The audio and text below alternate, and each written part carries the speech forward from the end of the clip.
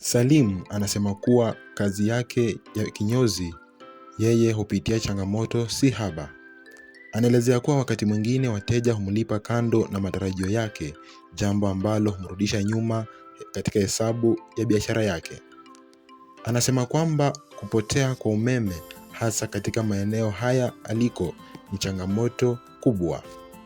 Ni moja, ni kadha wa kadha.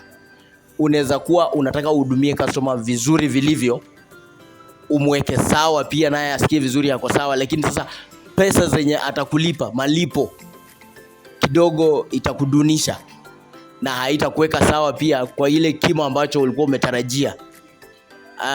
Challenge ya pili ambayo yenye tuna face sana, unaweza pata siku nyingi stima inaweza potea na maybe hauna hiyo siku backup.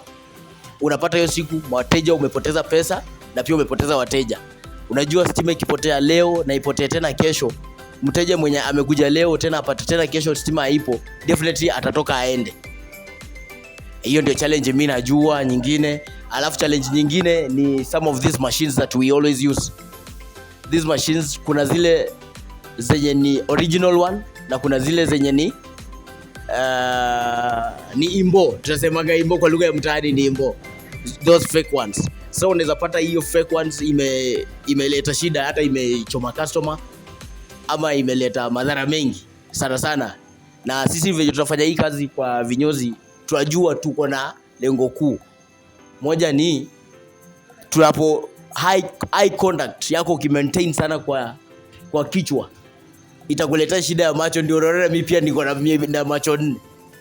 Ukiconcentrate sana hivi utapata kuwa hiyo iris zako at the most na concentrate sana, inaleta itilafu sana na kwa masikio. Utanipata siku nyingine nimeweka pale muziki na nimeweka kwa sauti ya chini, kwa sababu sitaki ni affect macho yangu na ule muziki na masikio pia. I think that's all. Katika sehemu ya 4 na ya mwisho tutakuwa tunazungumzia siri ya kuvutia wateja wengi katika kazi yako. Zidi kufuatilia. Mimi ni Ben Barasa kutoka Ben Media.